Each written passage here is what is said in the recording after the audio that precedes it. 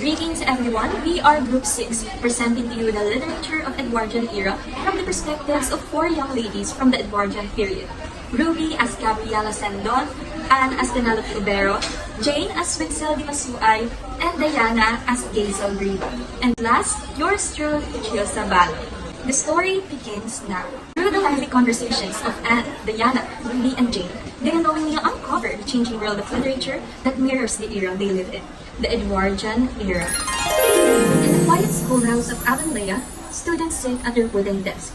Miss Phillip has left the room for a moment, and Anne, Diana, Ruby, and Jane take the opportunity to discuss the stories they've been reading. But beyond their words lies a deeper meaning, the changing world of literature that mirrors the era they live in. Oh, how I wish stories were about young romances and beautiful dresses. Nothing too complicated, just a lovely girl, a dashing gentleman, and a happy ending. How did you notice, Ruby? Writers are beginning to tell stories differently. Ones that aren't just scandals and minute ones. Oh, indeed, Jane.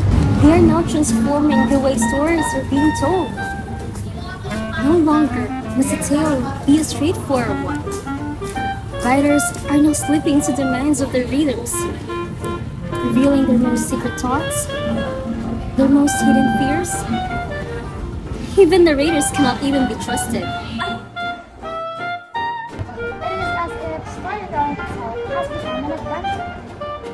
One must journey through it, uncertain of what lies ahead.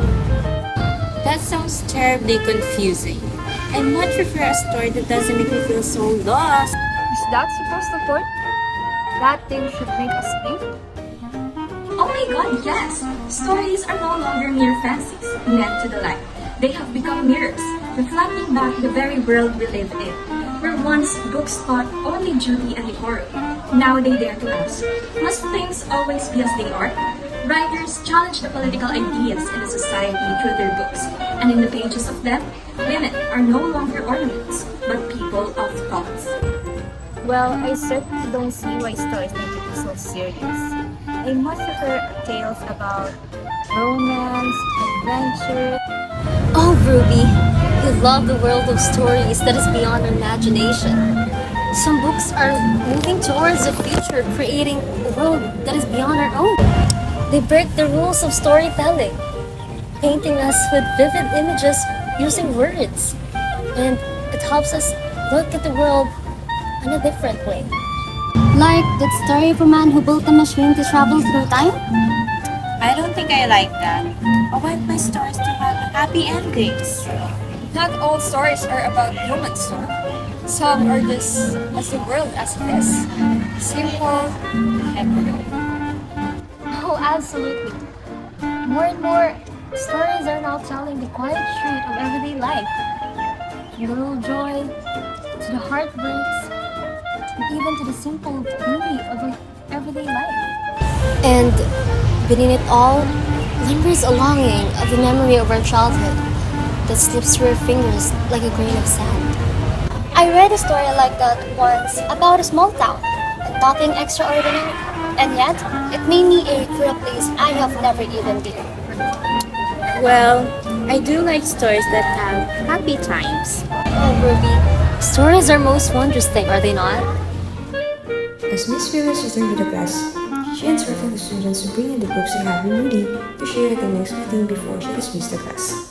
They gathered to continue their conversation about the books they finished. I've been quite taken with Rudyard Kipling lately. His writing is so vivid and full of adventure. The very man who gave us the Jungle Book, a literary triumph that is filled with wild adventures and moral lessons about importance of respecting the laws and balance of nature. Well, have you heard of him? I have actually. I believe he was born in India, and his works often reflect about the vastness and richness of his country. I must admit, I don't know much about him beyond the Jungle Book.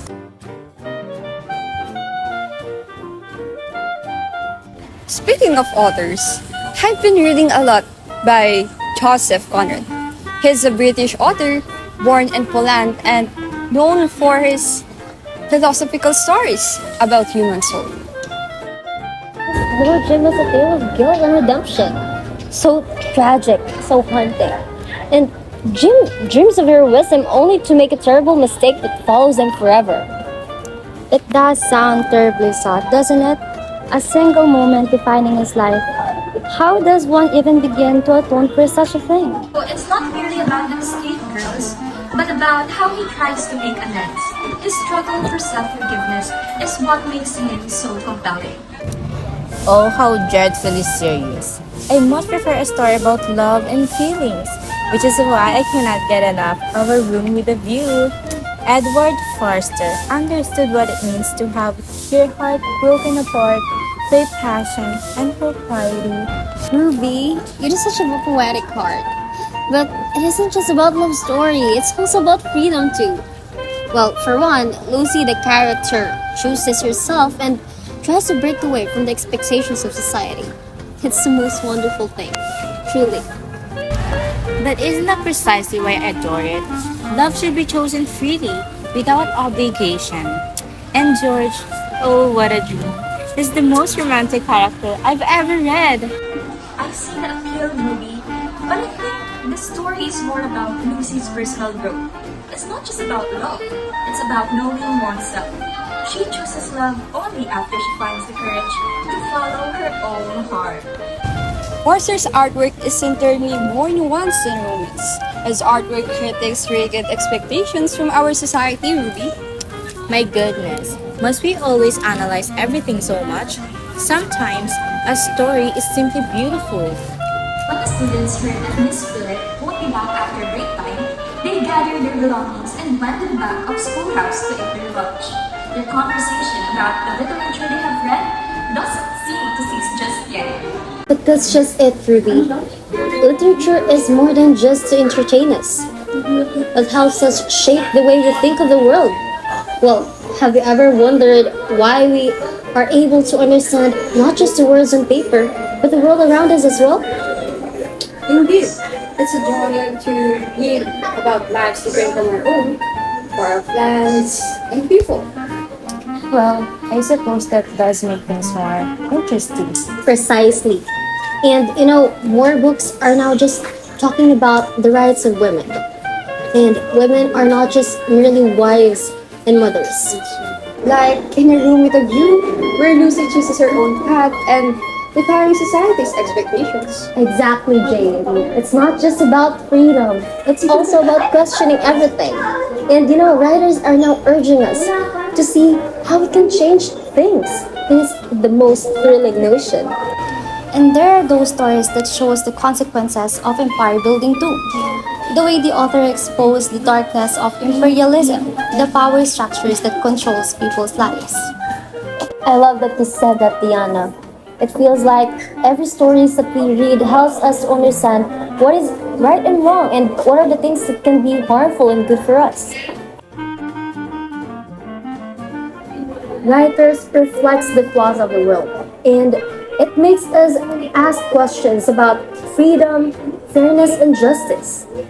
But I do wish for a happy ending.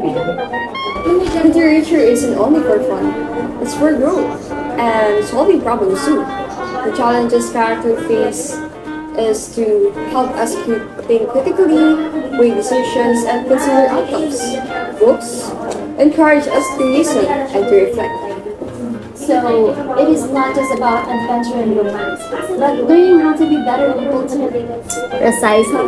Well, books helps us discover different paths and themes. And through reading books, we are able to comprehend better and discover complex paths, ideas, and themes. It does sound like a lot to think about. Sometimes I just want a good story to sweep me away, without all these complex ideas. I think that's why reading, especially when we are young, shapes our understandings of ourselves and the others. And yes, the more we read, the better we become at understanding the words themselves. We begin to see the different layers of the text, the themes that mirror what's happening in the world, like how literature can show us how the changes in people think about right and wrong, or how it helps us express our ideas and solve problems.